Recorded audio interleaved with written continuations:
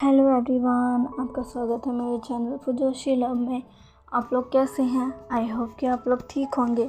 तो चलिए हम अपनी स्टोरी की स्टार्टिंग करते हैं। यहाँ हमें विंग के फादर को दिखाया जाता है, जहाँ पर विंग के फादर जो कि उन दो शख्स के जाने के बाद अब अपनी आंखों को खोलकर इधर उधर कुछ ढूंढने लगते हैं जिससे वो खुद को छुड़ा पाए, क्योंकि अभी उन्हें विंग के लिए बहुत डर लग रहा था। उन दो शख्स की बातें सुनकर उन्हें इतना तो समझ आ गया था कि जिस शख्स ने भी उन्हें पकड़ा है वो विंग को मारना चाहता है और वो ऐसा नहीं होने दे सकते। इसी वजह से वो इधर उधर कुछ ढूंढने लगते हैं जिससे वो खुद को छुड़ा पाए। तभी उन्हें कांच का टुकड़ा नज़र आता है जो कि फर्श पर पड़ा था।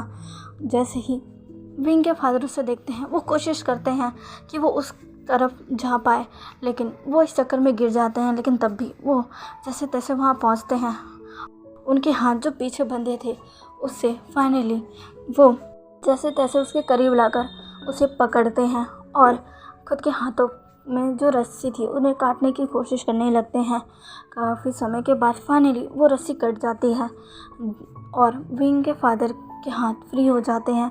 विंग के फादर तुरंत ही अपने मुंह से भी कपड़ा निकालते हैं जो उन्होंने उनके ऊपर बांधा हुआ था। वो तुरंत ही अब उठकर खड़े होते हैं और वो बस एक ही चीज़ कहते हैं, विंग विंग, और ऐसा कहकर वो बाहर की तरफ जाने लगते हैं। उन दोनों ने गेट खुला छोड़ा हुआ था, गेट को बंद नहीं किया था। ये उनके लिए एक अपॉर्चुनिटी थी। वो जल्दी से उस तरफ जाते हैं, देखते हैं कि बाहर कोई है तो नहीं। जैसे उन्हें दिखता है कि बाहर कोई नहीं है, वो तुरंत ही उस रूम से बाहर निकल जाते हैं और अब वो विंग के पास पहुंचना चाहते थे कैसे भी, लेकिन अब उन्हें अभी अपने विंग के पास पहुंचना था, क्योंकि अगर उन्होंने देर की तो वो शख्स शायद उससे छोड़ेगा नहीं। उन्हें विंग को बचाना है, वो अभी यही सब सोच रहे हैं। इधर दूसरी तरफ वांग जी जो कि गुस्से में विंग को घूर रहा था, और वांग जी के साथ आए वो दो गार्ड्स वो तो अपनी ही जगह पर फ्रीज कर रहे थे, क्योंकि जो भी उनके सामने उन्होंने देखा वो उनके लिए डाइजेस्ट कर पाना बहुत ही ज़्यादा मुश्किल था। उनके कोल्ड हार्टेड बॉस को किसी ने हक किया, उनके पूरे फेस पर किस किया।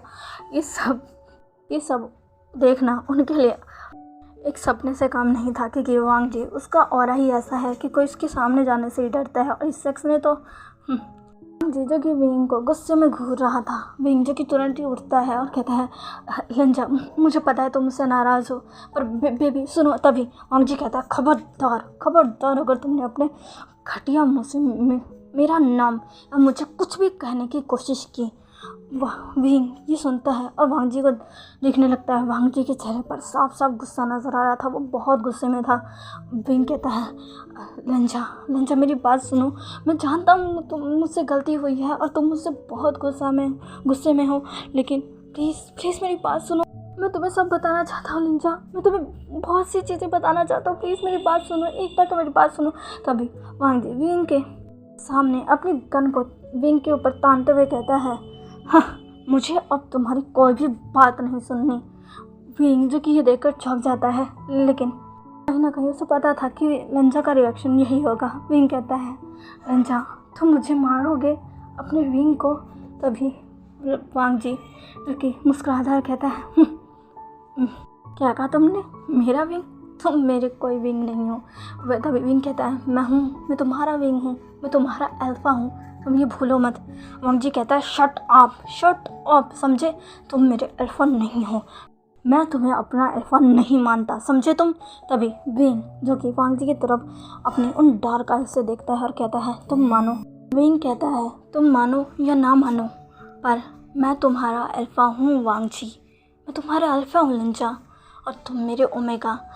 हमने जो एक दूसरे को मार्क किया था वो अभी भी वो निशान हमारे अल्फ़ा और ओमेगा, एक दूसरे के अल्फ़ा ओमेगा होने का सबूत है। तुम मेरे ओमेगा हो, ये साफ साफ तुम्हारी नेक का वो मीटिंग मार्क बता रहा है, और मैं तुम्हारा अल्फ़ा हूँ, ये मेरे नेक का मीटिंग मार्क बता रहा है। वांग जी जो कि सुनकर और भी गुस्से में आ जाता है। तभी वांग जी कहता है, बस करो, मैं नहीं मानता, ना तुम मेरे अल्फ़ा हो ना मैं तुम्हारा ओमेगा। जो कुछ भी था वो सब गलती थी, मेरी गलती थी, और अपनी गलती की सज़ा मैं ले चुका हूँ। ऐसा कहकर वांग जी विंग को बहुत ही ज़्यादा गुस्से में घूरने लगता है। विंग समझ जाता है। विंग कहता है, मैं जानता हूँ तुम मुझसे गुस्सा हो उन सारी चीज़ों के लिए, पर लंजा मेरा विश्वास करो, मैं वो नहीं करना चाहता था लंजा।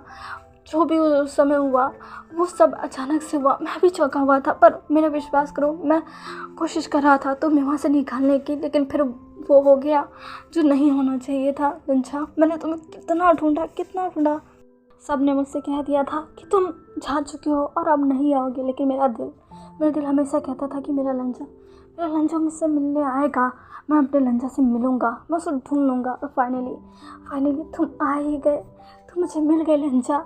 ऐसा कहकर विंग फिर से वांग जी के करीब आने की कोशिश करने लगा था, लेकिन फिर से वांग जी ने विंग के ऊपर अपनी गन तान दी थी और कहा था एक कदम भी और बढ़ाया ना तो मैं शूट कर दूंगा। तभी विंग कहता है क्या तुम सच में अपने अल्फा की जान लोगे ओमेगा, क्या सच में? तभी वांग जी कहता है हाँ मैं लूँगा, और मैं इसी चीज़ के लिए तो आया हूँ, मैं तुम्हारी जान लेने आया हूँ विंग, और मैं तुम्हारी जान लेकर रहूँगा। विंग जो कि ये देखकर अपनी जगह पर खड़ा रहता है, पर वो एक छोटी सी स्माइल करता है और कहता है लंजा प्लीज़ कुछ ऐसा मत कर देना जिसके बाद तुम्हें बहुत पछताना पड़े। तभी वांग जी एक स्माइल कर कहता है क्या पछताना पड़े? ऐसा कहकर वांग जी हंसने लगता है और कहता है तुम क्या कहना चाहते हो, तुम्हें मारकर मैं पछताऊँगा? बिल्कुल भी नहीं। 5 साल से मैं इसी दिन का इंतज़ार कर रहा था कब तुम मेरे सामने आओ और मैं तुम्हें अपने हाथों से मार डालूँ। और तुम फिक्र मत करो, मुझे कोई पछतावा नहीं होगा, कोई पछतावा नहीं। विंग जब ये सुनता है तो वांग जी से कहता है क्या सच में तुम मुझसे इतनी नफरत करते हो कि तुम इतने सालों तक बस यही सोचते आए हो कि तुम मुझसे मिलकर मेरी जान ले लोगे? तभी वांग जी कहता है हाँ तुमने बिल्कुल सही सोचा, मैं पिछले 5 साल से बस यही सोच रहा था, इसी कोशिश में था, मेरा बस एक ही मकसद बन गया था तुम्हारी जान लेना। विंग जैसे ये सुनता है उसके दिल में दर्द सा होता है, वांग जी की तरफ देखता है अपनी टूटी हुई स्माइल के साथ। वो कहता है लंजा तुम भले ही मुझसे बहुत नफ़रत कर रहे थे, तो भले ही इन 5 सालों में तुमने सिर्फ मुझसे नफ़रत की है और बस एक ही चीज़ सोचा है कि तुम मुझे मारोगे, पर मैंने इस 5 सालों में सिर्फ तुमसे प्यार किया है, तुम्हें ढूंढा है, और मरने के बाद भी मैं बस तुमसे प्यार करता रहूँगा लंजा। अगर तुम मुझे मारना चाहते हो ठीक है मार डालो, मुझे अच्छा लगेगा कि मेरा ओमेगा मुझे मारेगा, क्योंकि मैं तुम्हारे बगैर रहना भी नहीं चाहता। अगर तुम मुझे नहीं मिले और ये ज़िंदगी मुझे जीनी पड़ी तो मुझे नहीं जीनी लंजा, मार डालो मुझे। ऐसा कहकर विंग वांग जी की तरफ देखता है, वांग जी जो कि विंग को ही देख रहा था। तभी विंग कहता है पर लंजा मैं तुम्हारे लिए एक चीज़ रखी हुई है, काफ़ी समय से मैंने उसे संभाल कर रखा हुआ है ताकि जब तुम मुझे मिलो मैं वो तुम्हें दे सकूं, क्योंकि वो तुम्हारी अमानत है और मुझे पूरा यकीन है मेरा लंजा वो देखकर बहुत खुश होगा, क्योंकि वो चीज़ मेरे लंजा की है और मेरा लंजा उससे बहुत प्यार करता है दिल से, और मैंने अपने लंजा के अपने ओमेगा के उसी प्यार को संभाल कर रखा था ताकि जब तुम आओ तब मैं तुम्हें उसे दे सकूं। तो प्लीज़ तुम उसे ले लेना। वांग जी जो कि बिल्कुल भी कुछ भी समझ नहीं पाता है, क्या उसकी चीज़ उसका पैर कौन किस चीज़ की बात कर रहा है विंग? वांग जी को कुछ समझ नहीं आ रहा है। वांग जी कहता है क्या बकवास कर रहे हो, कौन सी चीज़? तभी विंग कहता है वही चीज़ जिसे तुम अपने साथ यहाँ लेकर आ गए, वो मेरी नहीं तुम्हारी है, तो मेरे जाने के बाद उनका ख्याल रखना ठीक है। वांग जी जो कि ये सुनकर शॉक हो जाता है, पर वो सोचता है कि विंग फिर से उसे अपनी बातों में उलझा रहा है, इसी वजह से वो विंग से कहता है अब लगता है तुम्हारा मुंह बंद करना ही पड़ेगा, बहुत ज़्यादा बोल रहे हो तुम, अब तैयार हो जाओ मरने के लिए। विंग जो कि अभी अपनी आंखों को बंद कर लेता है और कहता है मैं तैयार हूँ। वांग जी जो कि विंग को देखता है, पता नहीं क्यों पर उसके हाथ बहुत काँप रहे थे, लेकिन फिर भी वो अपने गन पर अपनी ग्रिप को टाइट करता है और फाइनली वो एक शूट कर देता है जो कि सीधा विंग को झाकर लगती है, जिससे विंग का शरीर पूरा हिल जाता है और विंग की आंखें खुल जाती है। विंग वांग जी की तरफ देखने लगता है। विंग अब अपनी नीज पर आ जाता है। विंग को एक गोली लगते ही वांग जी भी हिल चुका था, पर उसके अंदर इतना ज़्यादा गुस्सा था कि वो एक और गोली चला देता है। जो कि फिर से सीधा विंग को जाकर लगती है। दोनों गोली विंग को जाकर लगती है और इस बार विंग सीधा वांग जी के सामने फर्श पर गिर जाता है। पर विंग एक स्माइल के साथ वांग जी को देख रहा था और कह रहा था, लंजा प्लीज़ मैं जा रहा हूँ, प्लीज़ एक बार मेरे करीब आ जाओ लंजा, प्लीज़ लंजा। पर वांग जी बस विंग को देख रहा था। वो विंग के करीब एक कदम भी नहीं बढ़ा रहा था। विंग जो कि यह देखता है, उसके आंखों में से आंसू निकलने लगते हैं। इस वजह से नहीं क्योंकि उसे दर्द हो रहा है, इस वजह से क्योंकि उसका लंजा आखिर टाइम में भी उसके पास नहीं आ रहा। विंग कहता है, प्लीज़ लंजा। वांग जी जो कि अभी भी नहीं आता। विंग कहता है, ठीक है कोई बात नहीं, पर जो मैंने तुम्हारे लिए रखा है ना, उसे अच्छे से संभाल कर रखना, क्योंकि मुझे पता है अगर तुम उसे फिर खो दोगे तो तुम फिर से बहुत उदास हो जाओगे और मैं अपने लंजा के चेहरे पर हमेशा स्माइल देखना चाहता हूँ। ऐसा कहकर विंग बस वांग जी को देख रहा था। उसकी आंखों से आंसू निकल रहे थे, पता नहीं क्यों, पर वांग जी की आंखों से भी आंसू निकलने लग गए थे। और वांग जी बस विंग को देख रहा था। उसे समझ नहीं आ रहा था उसके साथ ऐसा क्यों हो रहा है, वो क्यों रो रहा है, उसके हार्ट में पेन क्यों हो रहा है। क्या इस वजह से क्योंकि विंग ने उसे मार कर रखा है। वांग जी ये सब सोच ही रहा था, तभी एक आवाज़ जो कि वहाँ पूरी तरीके से गूंज जाती है और जिसे सुनकर वांग जी भी अपनी जगह पर स्टिफ खड़ा हो जाता है। वो किसी और की नहीं बल्कि विंग के डैड की आवाज़ थी, जो कि ज़ोर से वहाँ चिल्लाते हैं, विंग। वांग जी जो कि अपनी जगह पर स्टिफ खड़ा रह गया था। वो पता नहीं क्यों पर उसे ये आवाज़ बहुत ही ज़्यादा फैमिलियर लगती है। विंग के डैड जो कि वहाँ पहुँच चुके थे, विंग के डैड जो कि विंग को ढूंढ रहे थे, तभी उन्होंने गन फायरिंग की आवाज़ सुनी, जिससे वो बहुत डर गए, बहुत ही ज़्यादा, और वो उस दिशा में भागने लग गए जहाँ से वो गन की आवाज़ आई थी। फिर उन्हें फिर से एक और गन की आवाज़ सुनती है। अब उनकी दिल की धड़कन बहुत ही ज़्यादा फास्ट हो गई थी और फाइनली वो विंग के पास पहुँच चुके थे।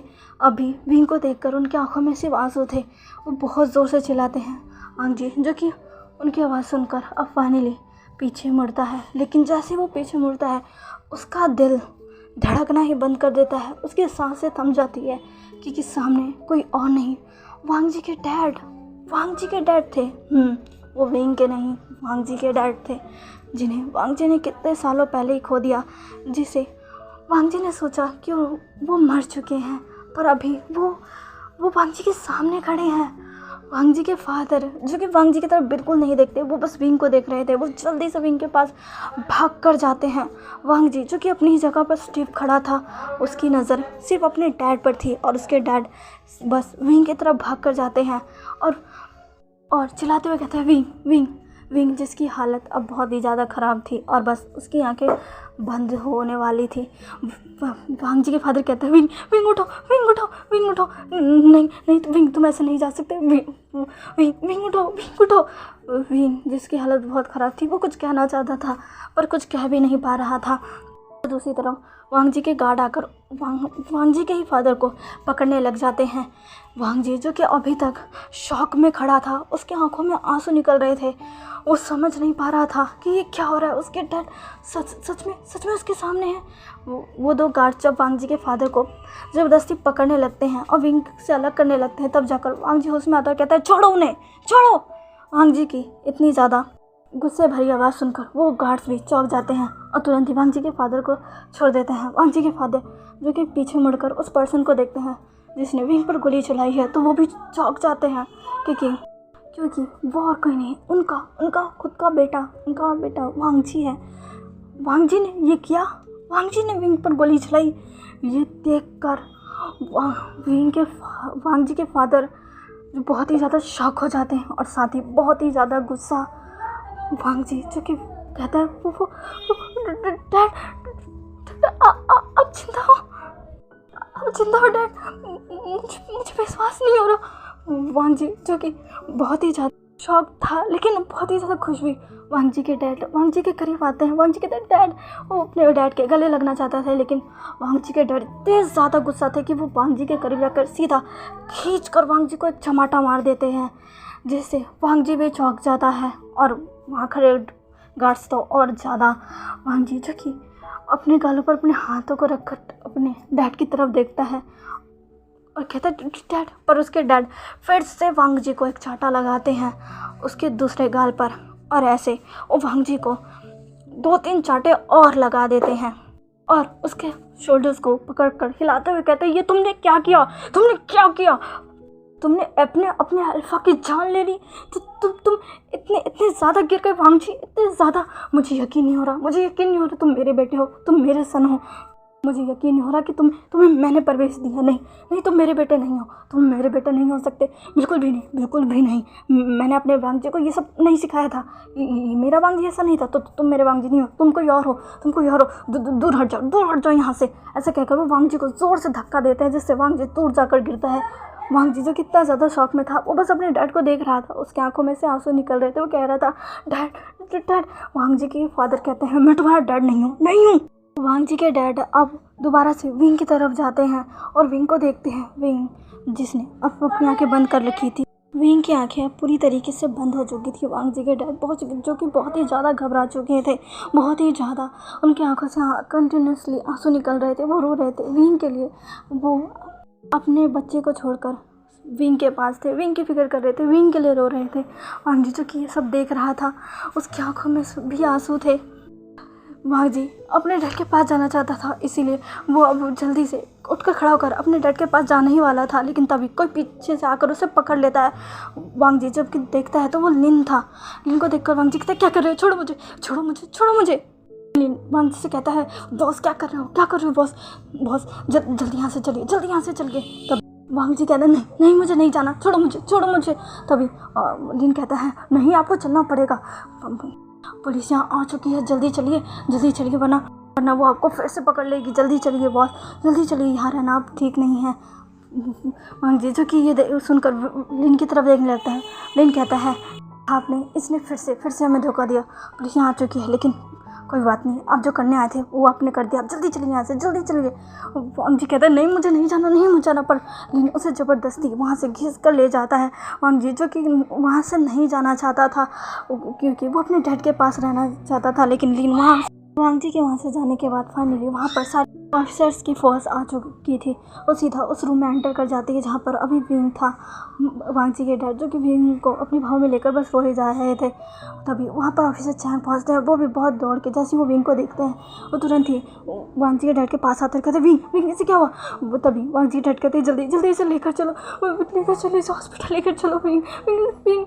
तभी ऑफिसर चैंग कहते हैं, ऑफिसर चैंग पहले विंग को चेक करते हैं। विंग की सांसें अभी भी थोड़ी चल रही थी। ऑफिसर चैंग जल्दी से विंग को उठाते हैं और कहते हैं, जल्दी चलो।